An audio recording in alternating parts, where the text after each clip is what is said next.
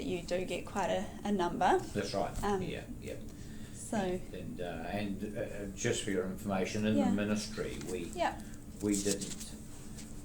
There was no formal sort of way of capturing them all when they were coming in. Oh, okay. And so even before the Coroners Act changed, or the new Coroners Act, we actually set up an internal system. Oh, that's good. When did you do that? Oh, we did that. We would have done that around about 2004, just before the Coroners Act. The Coroners Act's 2005.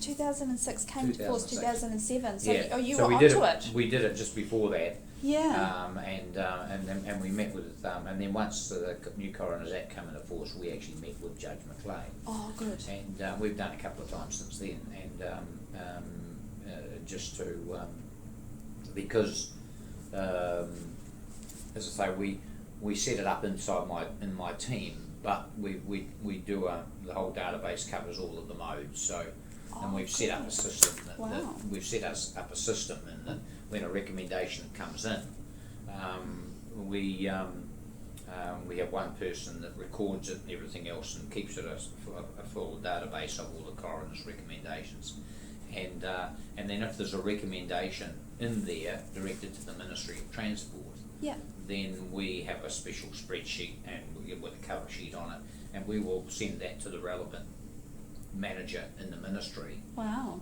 And action, and we put a 20-day turnaround on that, so that we can get back to the coroners on any of their recommendations. So we will always respond to a recommendation from the coroner. Wow, that's really impressive.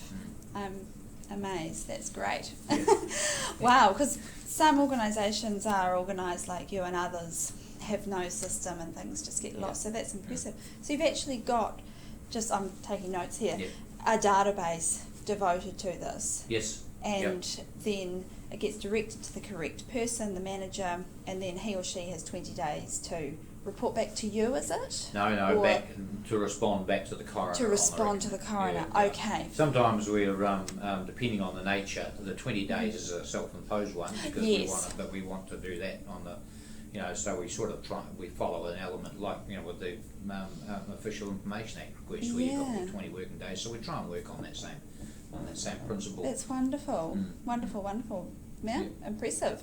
So presumably the response to the coroner is a written response, would it be? Okay. It's normally a written response, and not always favourable. Yeah, that's of fine. Course, but because I've just dealt with one with Carla Denara.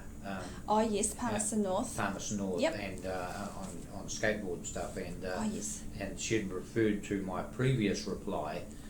That we said that we were going to do some review, and so she wrote, and we responded back to her, and she had quoted the fact that we'd done that, but notwithstanding that, she said that my recommendation still stands. Right. So we, again, just for completeness, we went back to her and says, notwithstanding that, we do, and just provided something saying that we're not going to be actively pursuing. But so that's the way that we. That's fantastic.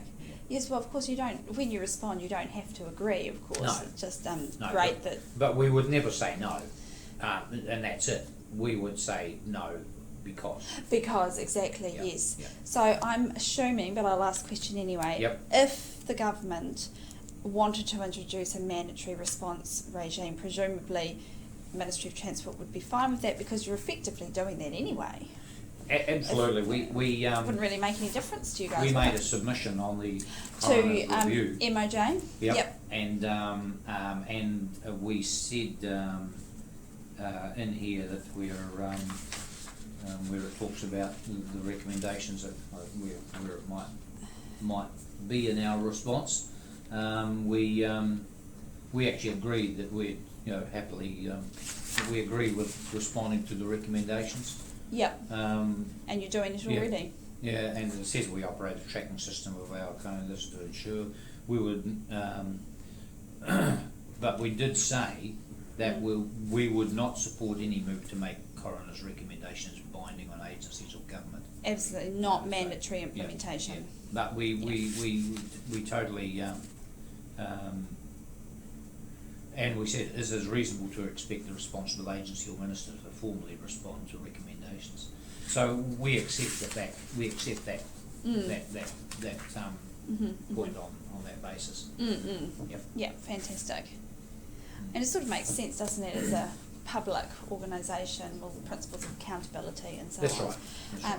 Yep. Yes, and many have said that district health boards, other ministries I've talked to have said the same thing. However, not all of them have such an organised system as you. You're the only organisation that seems to have a database that I've talked to so far. Others have a system, but it's not a database, and there's no self-imposed sort of time frame either, which I think, I mean, that's a really nice aspect of your system. So the one person in the ministry has the job of reading every coroner's report when they come in. Who is that? Is that you? No. Okay. It's my boss's EA. Okay. And so she's the one that maintains the register and sends the paper out. So by doing that, we have that one that conduit and that capture. Yeah, fantastic. So she reads them all, and this is your boss's EA. Yeah. Right. Okay, got it. Yeah. Do you have a legal team within MOT? Yes. Okay. Yep. Mm-hmm. Are they involved in any of this brilliant system that you've got? They would be involved if we had an issue that we wanted either clarification or if we questioned. We have had occasions where the coroners can make mistakes. Absolutely. We have had where coroners have referred to redundant provisions in law. That's not good, is it? Given they're lawyers. Yep. So where that happens, even if there's no recommendation, if we find fault, we will respond and make that point known. And that's one of the reasons, and I think in our response, we've also reinforced the fact that we're always available to meet with coroners on any of their findings, or to look at a draft report rather than a final report, so that we can overcome some of these areas that we have identified and problems where we've identified in the past. Yeah, and has that been happening? Not as much as we'd like. Yeah, I've suspected as much, because almost everyone who I've interviewed has said the same thing. We don't get sufficient opportunities to comment on draft findings and draft recommendations had the coroners done so. They may not have referred to redundant law or etc. Or we may have, because quite often, very seldom does the coroner call on us as the Ministry of Transport. Yes, why not? To talk. I think the last major one we would have had in the land space. I went down to Nelson with Dr. Smith and with Ian Smith, and I appeared before him, and he I gave quite a lengthy thing. It was a drug driving fatality. Sorry, this was an inquest where you appeared, was it? Yes. Okay. And I was called as a witness. Sure, so got it. I was requested to appear before him, and I provided a lot of information, and then when I went back, I actually then put it all in writing back to the coroner, so it was clear, and the coroner pretty well repeated it all in his findings. He said, Mr. Mortimer raised a whole lot of matters, and he said, for the completeness, I've actually included all of his correspondence in the reply. And then, of course, however, notwithstanding Mr. Mortimer, I still recommend so to finally to sign it off at the when it came out, I reinforced the point that we were making earlier on, and said that we weren't going to make any change. But so he didn't take any notice of what you said, but he did include that's right. your submissions. Yes. Well, at least your submissions were included. Some coroners, there's inconsistency in practice across coroners. Some won't even include the full submission from an expert witness, such as yourself. They may just say, oh, Leo Mortimer appeared, and summarise in a couple of sentences what you said, often not getting it correct, and then, well, I don't agree. Yeah. So at least someone reading the full report could make their own judgment, having read everything. But nevertheless, it must be frustrating when you went to all that work and then he said, "Oh well." We know that the coroners in a lot of cases are on a bit of a hiding to nothing. We also know that they quite often will call. Obviously the police are involved, and sometimes the police are always involved, of course, in the coroner's hearing because they have a specific role. But they generally also have another role as maybe part of the investigation and the agency, New Zealand Transport Agency, also can get called on sometimes, and so the coroner might be totally reliant on their evidence, but not necessarily understand the policy behind the law or whatever. So which is the role that we can play. So really it would be helpful if the coroners were presented with a case that involved issues relating to MOT, if they actually consulted earlier and got to grips with the policy behind the law. They don't have to, even, and they can just even writing to us saying, can you provide us with the latest statistics on this, and this, and we can do that because, we maintain all of the crash data. And so therefore, we produce, all of the crash information, and so it's a little bit. I can just. You can take that if it's a call or if it's something. No, I'm just going to show you. Oh, okay. Oh, you're going to do something clever on your phone. All the crash stats. Well, that's right. You see there. Rather than opening all the attachments, see that was at 6:22 this morning. So that's the crash dates. That's all the crash data as of midnight last night. Isn't it amazing? Yeah. Wow. So that's So I know we know what the crash data and we'll know by every day. We will know. We will be at the most, apart from weekends. We will be no less than 24 hours behind. That's amazing, isn't it? And so we know that as of today we are well, as you can see on there, we were our fatalities have started this year on which are really great. This time last year we had 36 fatalities. We've improved. And this time this year we're 19. That's so it's just pretty good. It's a good start. It is. Happy New Year. Well, I think that's an important point because, as you know, the coroners have a statutory public health and public safety function, which is one of their key purposes. So I thought when I started the research that coroners, as a matter of course, would look at such data and statistics and ask for assistance from agencies in getting that information. Again, they don't all do that. No, they will most probably go to the once they're talking to the police, then the police will have access because that email would have gone. We would share that with all our road safety partners and that sort of stuff and key people. And the media look at that every day. They do. And so it's there, but it's just a matter of what the. And so therefore the coroners will go to people that they might more regularly converse with and be for reliant that kind of information. Yeah. But your website would have other information as well that might be useful for a particular case that a coroner's working on. Oh, that's right. We have and we also capture we have fact sheets which are statistically relevant.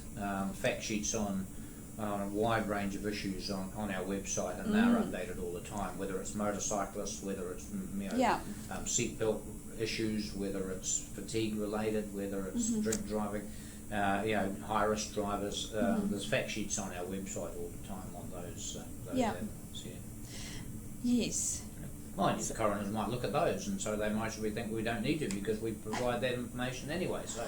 Well, sadly, I've asked them. It was one of the questions I've interviewed all the coroners, bar 3, because 3 declined, but still 81% response rate is pretty good. Yep. Anyway, they don't all do this. As I say, I thought they would all, as a matter of course, gather statistics, that they might have researchers who would do that for them, so that they weren't just looking at a case in isolation. They don't all do that. So no, they don't all go to your website and look things up, or anyone's.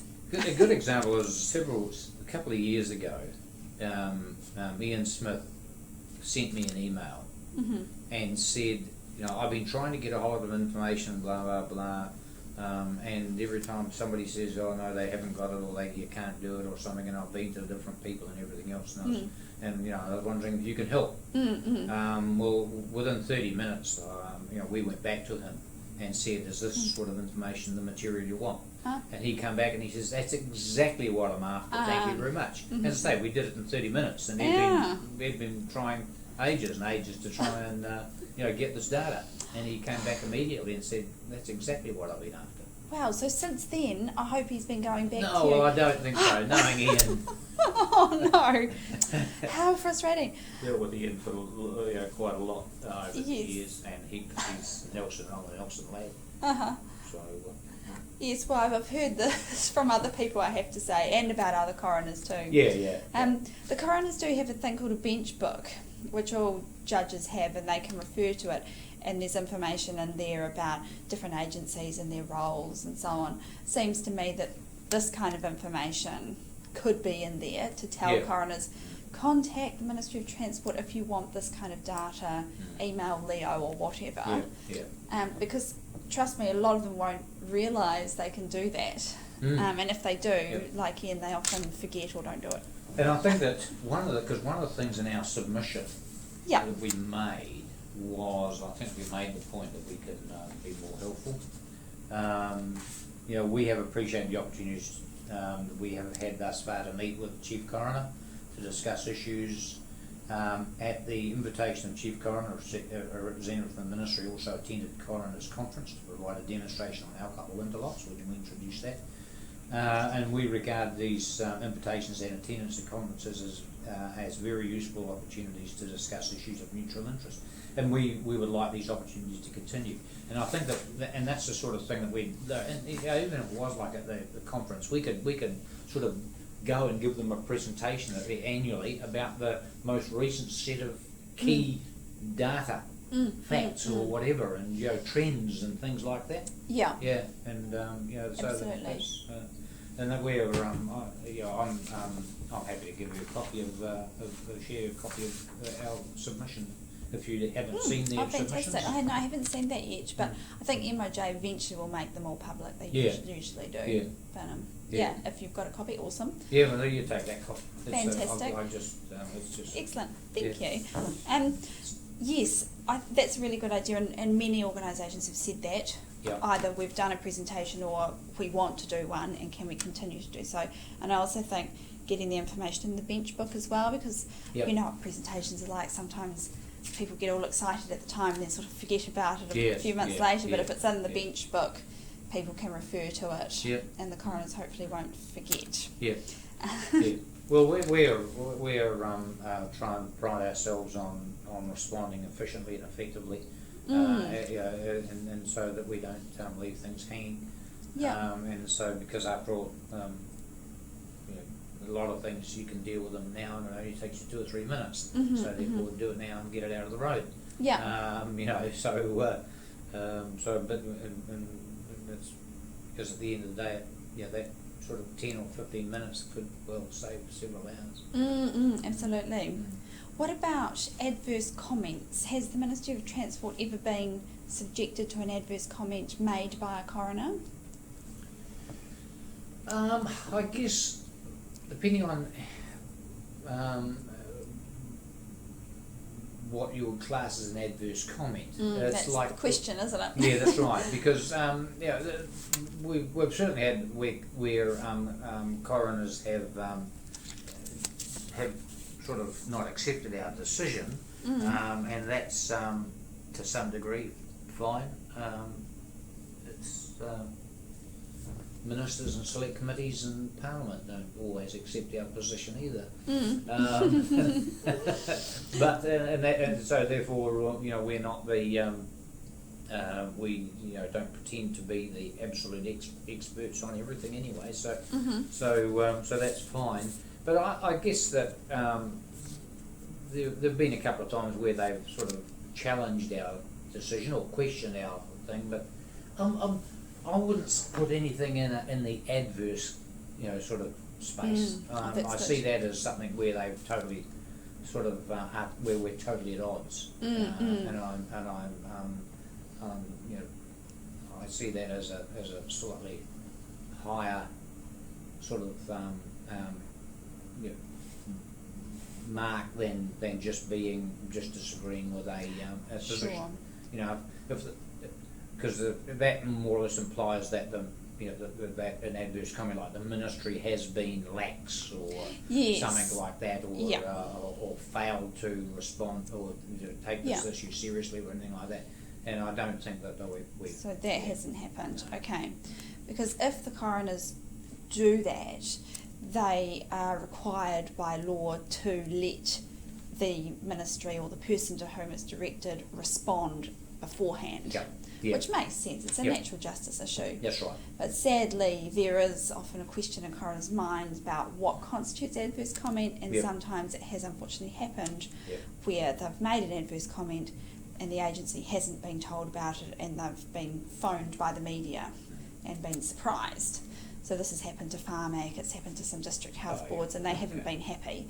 So I've been, understandably, but thank goodness it hasn't happened to the Ministry of Transport. That's good. As I say, I would put it, that's on my definition of in that space. And it sounds like you haven't been surprised. Sorry, I interrupted you there. No, that's right. Is that correct? You haven't been sort of surprised by a recommendation. You've always been involved in the process somehow, known what's coming up.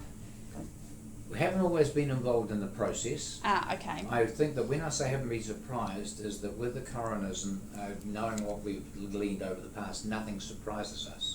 Right. Which is different. That's different, yes. That's right. Yep. I get it.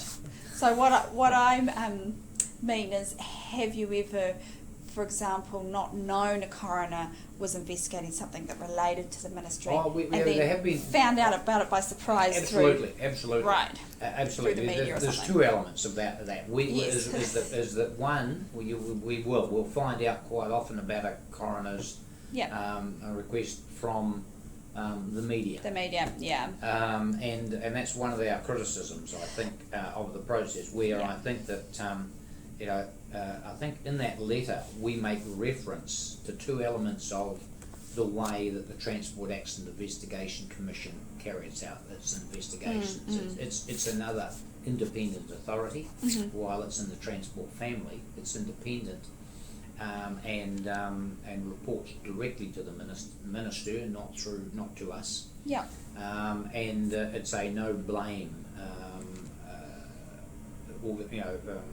organisation, so therefore it's not, their findings aren't used for prosecutorial reasons. But they do two things. They will give us a draft copy of of anything that they're intending to do, and quite often, and they'll seek our written response, and they will say, and the ministry responded to the recommendation, and they're intending to implement the recommendation or whatever. So one aspect, and the second aspect is when they produce their final recommendation, they give us about a 24-hour embargoed notice of that decision, and that allows us to line our ducks up. It allows us to sort of advise the minister if it's likely to be anything that the media will have an interest in, and so that's really helpful. Otherwise, quite often we're in a position of saying that we're this has only just been brought to our attention. We'd have to look at the recommendation closely and provide sort of feedback, and so, you know, it doesn't help anybody. Absolutely, yes. And I'm glad you've explained that, because I asked a question specifically. Many organisations have said that. I mentioned Pharmac, for example, they're just one. And understandably, people don't like it, like getting surprises like that. I mean, it makes sense. Well, we like to be able to manage our time more efficiently. Absolutely. And if you could do that, you know, it's also helpful for the coroner. You know,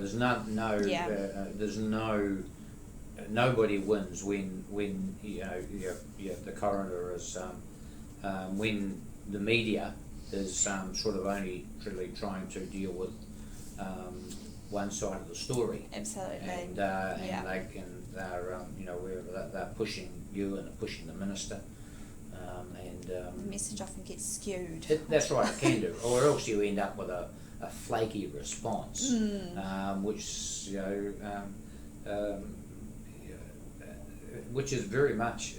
I wouldn't put a fob off, because we would never fob off a decision, but we will never jump into making into jumping into conclusions or you know, results or solutions without fully understanding what it is that's being discussed. Absolutely. Well, it seems, I've talked to the coroners about this, and it seems to me that's an area of procedure or process where the coronial system could standardise what they do, and all coroners could take the sort of approach that you've described and just do it as a matter of course. The pushback that I get from coroners is that they're judges, they're judicial officers, and so they have independence. But I always say, well, it's procedural, it's no infringement on your independence. All courts have to follow procedures. That's right. That's right. I think that's, again, I'm not too sure if we put it in our letter, but we did make the comment as well that some coroners of sports are better than others. Yeah. And there doesn't appear to be any sort of standard format that's followed. There's not. Some of them would even do would benefit from a spell check. Yes. I agree. But so sometimes it's just the basic. You would have thought that you know that if you're getting some documents from coroners, that there would be an element of consistency. Absolutely.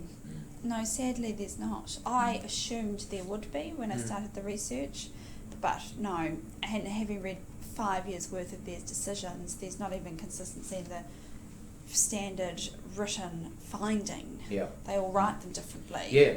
Well, that's right. And while we recognise that they are a judicial officer in the same way as and the fact that they may have an element of independence like courts are. Yes. We can get grumpy with them as well at times. Like on the news this morning with that sports person being twice the legal limit and then being let of discharge without conviction because it doesn't rub with us, I'm afraid. No. Neither does it stand up if you scrutiny.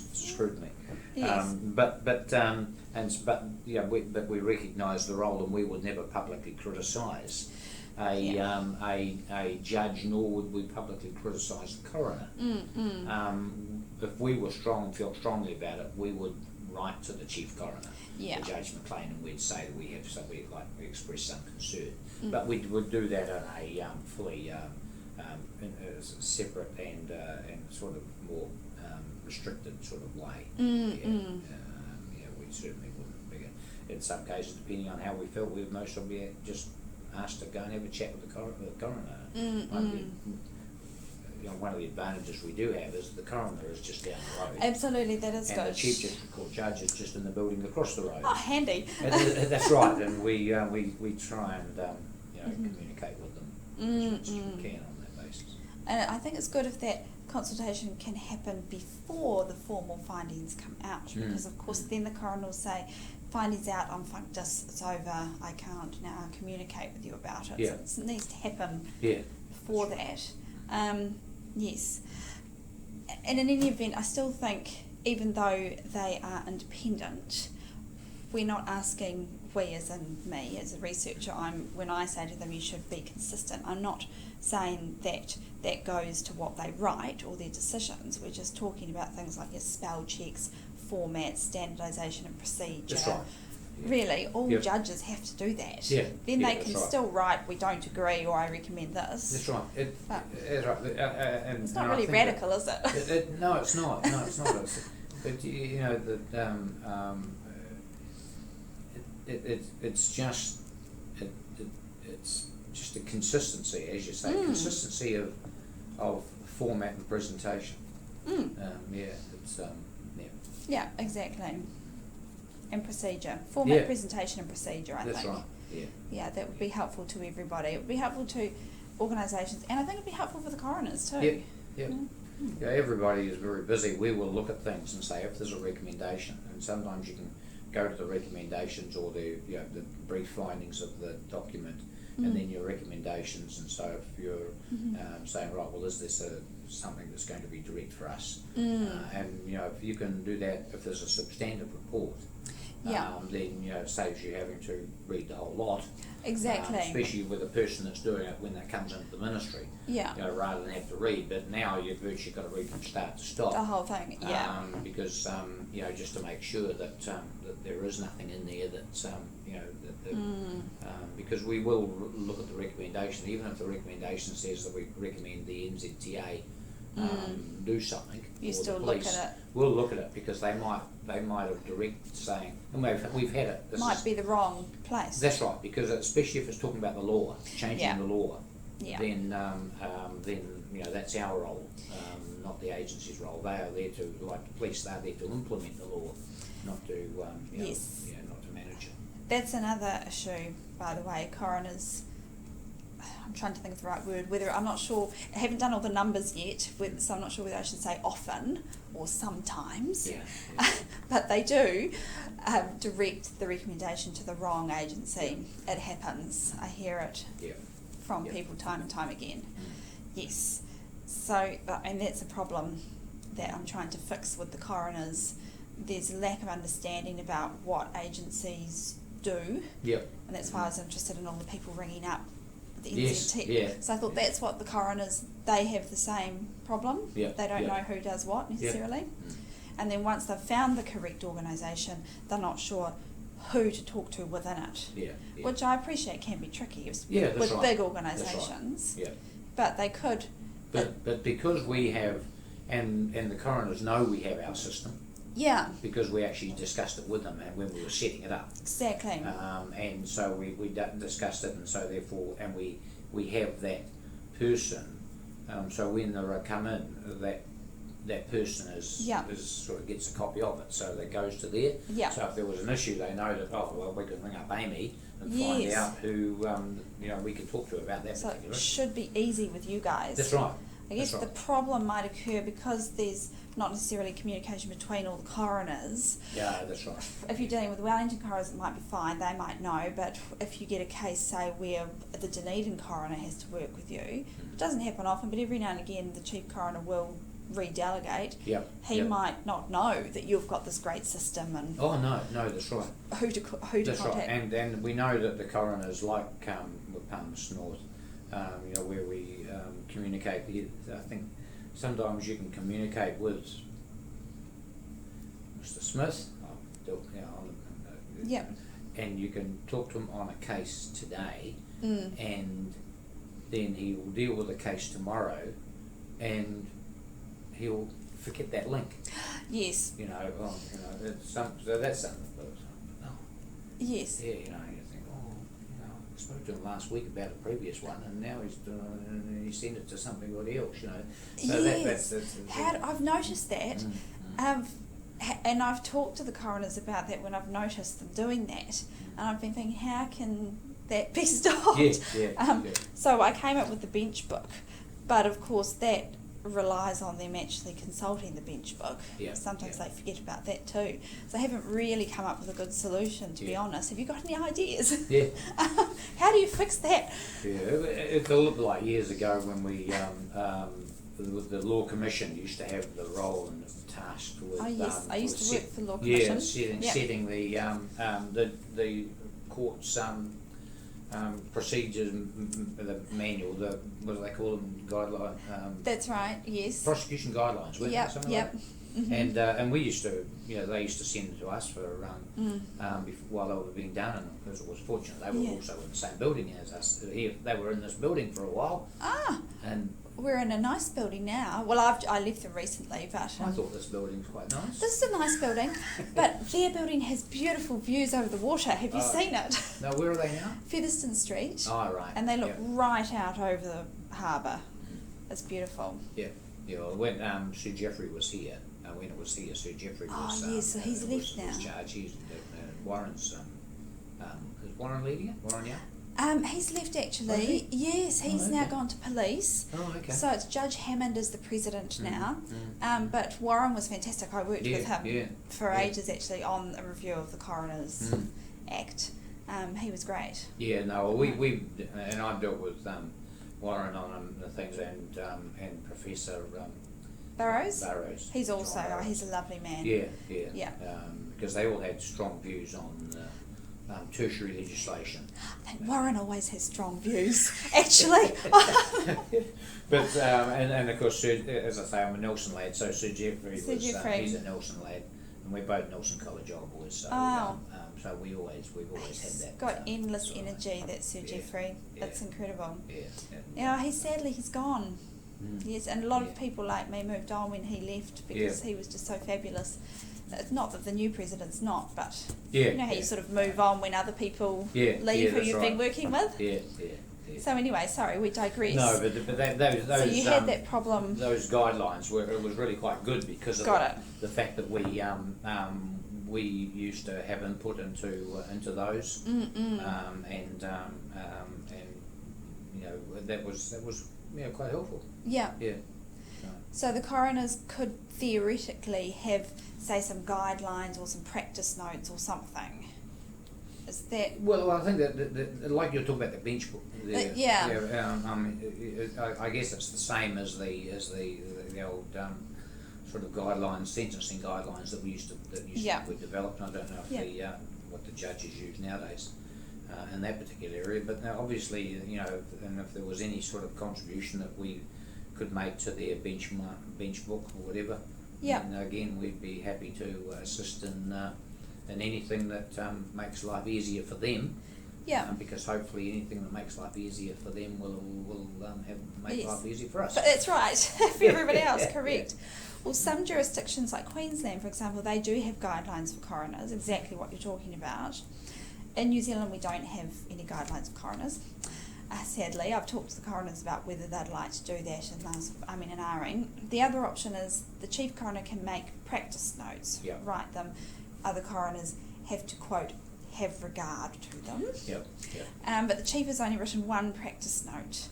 So there is an argument that maybe it would be a good idea for him to write some more practice notes. Giving some guidance about consistency to other coroners, but he's a bit reluctant to do that. But certainly those are some of the options. Yeah. Oh, well, that's good because obviously you're looking at this from the recommendation point of view. Yeah, absolutely. And then you've got the major review that's going ahead on their act. It's amazing timing. We started our research before the government decided to do this. So of course the minute we heard that, we said to them, we're doing this research, maybe you should include recommendations. They didn't have recommendations in there initially, but they've put it in now. So it's great timing. I mean, because normally university research just sort of sits on a shelf and you sort of wonder, is anything going to happen? So it's great. Yeah. Good. Hopefully something will happen. Although who knows what. Just a couple more questions. Delays. Some organisations have said to me the coroners put out their reports too long after X has happened, the death has happened, and often we've already done things. So district health boards say that a lot. Patient dies in the hospital, we've already had X number of reviews within the hospital, coroner says X, if we'd done something sort of 2 years ago. I don't know if that happens to the Ministry of Transport. It does. The most current one with the current one we've got, where we're actually dealing with the response for, if I recall, the crash itself got a lot of media attention, and has done on numerous occasions. But if I remember rightly, it just came out.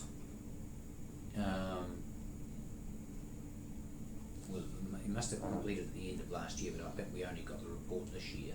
But I think it's the 2006 crash fatality. It's one in Norton, where so I think that's there's a lot of sort of changes. And I don't know, and I must admit I haven't read the full report. One of my team's got it. It's about yay thick. It's one of Ian Smith's, obviously from Nelson, and we would have changed the Act a couple of times since 2006. Now I'm not too sure whether or not that's been captured in that detailed report, but as I say, one of my team is responding to that, and she knows the law. It's about drink driving and recidivist drivers, and and that sort of thing. So sometimes you've already changed the law, amended it, made policy changes or whatever. And the coroner's most probably still thinking about the fact that he'd gone through all of the evidence and everything else, and so therefore during that time that his you might say his hearing of evidence has been completed, and by the time the actual final report, he's still working on the information that was gleaned from that period of time. And if it's while machinery of government goes slow, sometimes changing the law can happen in some cases relatively quickly. Yes, but the courts then go slowly too. Yes, that's right. That's right.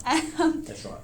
Yep. So yes, and sometimes we will have to put through a change relatively quickly if the courts have identified a technical problem that is being used by a lot of lawyers to as a technical means of we will remedy that almost immediately. There was one coroner who I interviewed down south, and she has a policy whereby she checks with the parties and the expert witnesses just before she's about to write her findings to see if anything's changed. But she's the only one I know who does that. So she does actually pick up. She would ring you, for example, and say, "Oh, I'm about to write this, this, and this. Have you done anything, or what's changed?" And then you'll say, "Well, actually, we've changed the law." And she'll go, "Oh, help, okay. Right, what is it? Because I have to change my findings." She's the only one who does that.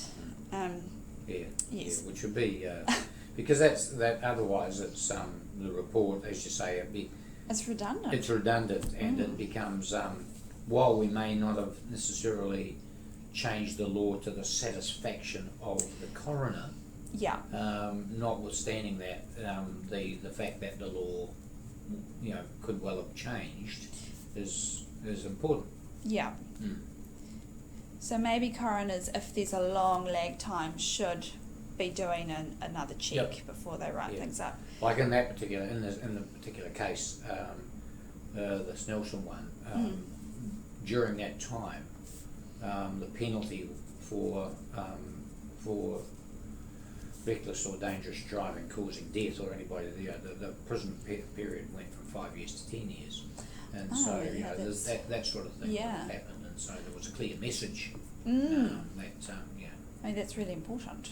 And also this goes to coroners adequately fulfilling their prevention, public health, public safety role too. I mean, really, if they're going to be referring to redundant laws and not getting things up to date, then the report won't make any impact, will it? No, that's right. No, it's a sort of waste of time, really. Yes. Okay, I can say that because I'm a researcher, so you can't publicly criticise, but academics, we can say things. Okay. We can sometimes be reasonably strong in our response to a recommendation. Without being critical. That's right. We can word it. We can capture it we would never write a letter that is outright critical of a recommendation or the findings. Yeah. But you could say it's not feasible or something of that nature. I mean, that's, I think, totally in order to say such things. And actually, while we're on that, what would be the main reasons why you couldn't implement? I hear all the time it's not feasible, it's not practical, costs too much or something. Well, I was going to say there's a number of elements on that. It's whether or not it's something that the Palmerston North was motorised skateboards. Yep, skateboards. Mm-hmm. But you could equally apply to any skateboard rider. There's no requirement for them to have a helmet, mandatory helmet like a cyclist. Yeah. And so they are saying that we require, that should be mandated. And we've gone back and said no, because of mandating that requirement on everybody. If we looked at over the last 9 years, there's been 2 deaths. We can't justify mandating a rule that covers everybody for the 2 deaths. And when you consider that only one of those deaths happened on a road, then we shouldn't. It's not reasonable for us to mandate something that it's a little like the ATVs. People it's a bad situation in ATVs, but while they're covered, they're being ridden on the road, they're covered by a lot of different laws. But it's equally a health and safety. The majority of people that die on an ATV die on a farm. Yeah. And so there's no point in mandating something when it's restricted to the use of road. Yeah. So that's an example of where you would shall we say the practicality of it. Not reasonable because you're imposing it on every user. Yeah. Where it may not have the impact where it's needed. Absolutely. I mean, that's a good and standard public health argument too. Yeah, that's right. Yes. And really the coroners should be looking at those numbers before they make recommendations, given they've got a public health role. Yeah. Because when we did that one on the skateboard, and she wrote years ago and mentioned that, and then she wrote back and said, have you changed your mind? Because there's been another one, and we went back and said no. And we provided her with the updated statistics to justify our position. She still come back and says, notwithstanding that, we think the recommendation. So as I say, we've gone back and said, no again. No just again. Informally. But because as I say, we will always respond to a recommendation. Yeah, and that makes sense. I think that goes to something I've noticed with the coroners. They're lawyers, so they look at things in isolation. They go, someone's died of that. But they don't often look at the bigger picture, the policies, the statistics, the data, and so on. So they just focus on that one death. Because we have a reliance on the coroners, because if a coroner decides that a road fatality was a suicide, then it has an impact on our statistics. Yes. So therefore we would take it out for a death. We actually exchanged correspondence with coroners back in about 2006. Yeah.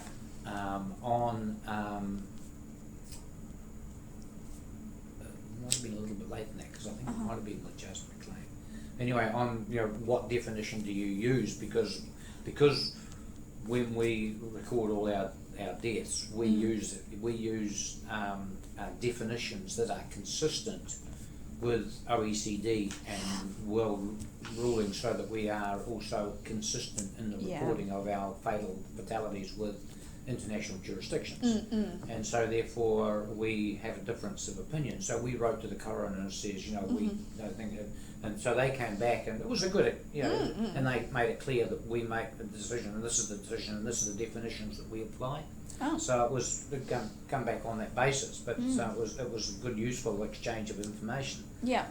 But sometimes that's the other sort of thing. So we have to take those sort of things seriously. Yes. And we know that some coroners also like to be how can I say this without coming out wrong, that recognise the concerns of the family.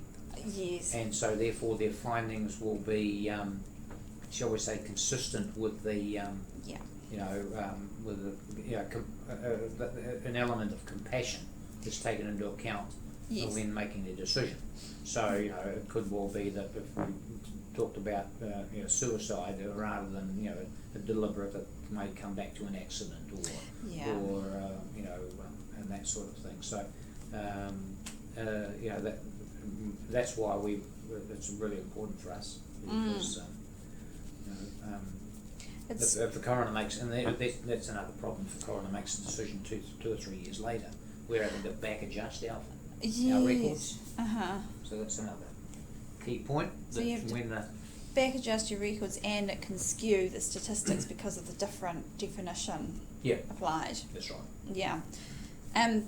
Yes, how can you say that without choosing the right words? Other agencies have said the same thing. Some people have called it driven by the family driven, those sorts of phrases. I have heard that before too. I think it's just that the way that I would phrase it is that the coroners obviously have a role to identify the real cause of death. Cause of death, and of course that can be the cause of death is different than who killed in the car accident, but the cause of death was whatever the injury was that actually caused the person to die. So you've got both of those elements, haven't you? And so you've got that. But as I say, we would mostly say that they would be they want to apply a compassionate role which will may err on the side of family's wishes. That's right. Yeah. Yes, that has cropped up a number of times. And there can be attention. Attention is probably a nice way of putting this. That's right. It's no different than us sometimes, or the police and everything else, when we're dealing with a crash. We will have a fatality will generally end up by having a number of possible causal factors. And it may be hard to determine what the single causal factor is. That's often the case. That's right. Really. So we can have speed and alcohol and fatigue. And quite often you can clear some of them out, but when you come to the quality of the vehicle and that sort of stuff, and whether there was a vehicle defect, some of those causal factors can get different. So we also know that last year about 30 people died on our roads that could well have not died if they had have worn their seatbelt. And other sort of things. But so there's a number of ways you look at things, and a number of ways when we're looking at policy to improve things. You also cut the cake quite differently. Absolutely. That makes sense. All right.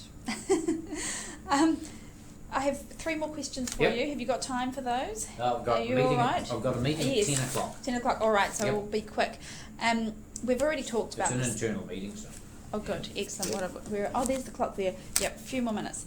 We've talked about this already. Is there anything else to add in terms of how you would improve coroner's recommendations? It could be process, procedural, substantive. We've talked about it, I know, but just is there anything else? As I say, I think the for us the big thing is just having regular dialogue. The dialogue, so the consultation. And that's right.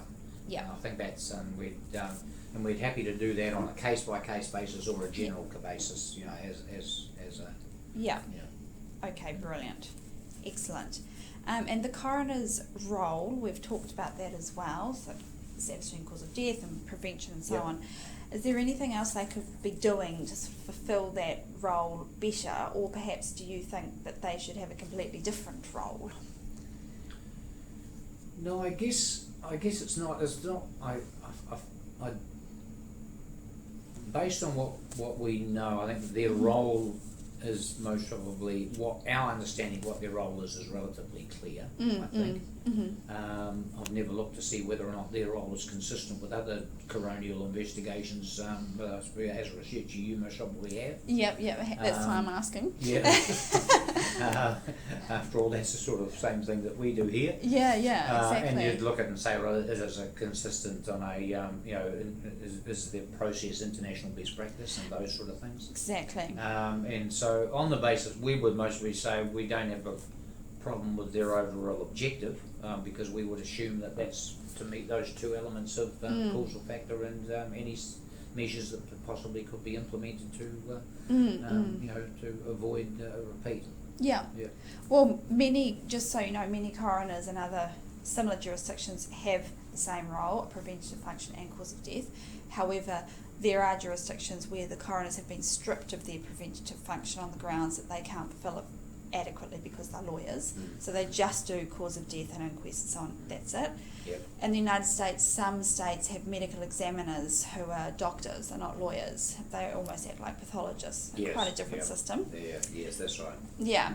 And there is an argument that the coroners here maybe shouldn't be doing preventative type roles because we have other agencies that do that. We've got all the mortality reviews, we've got health and quality, we've got HDC, there's all this overlap.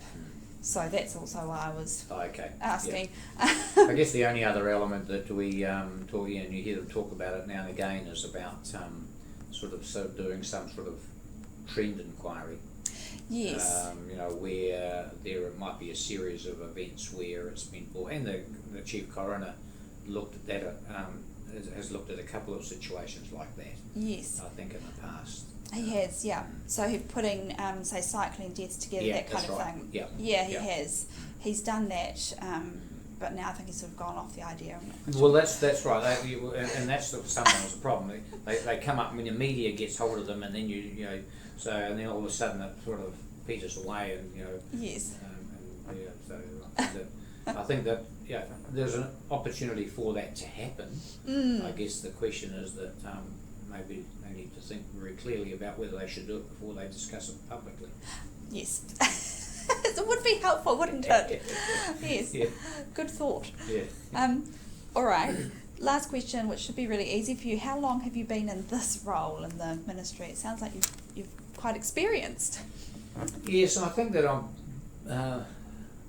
been in the ministry 25 years. Wow, that's amazing, isn't it? Long service leave?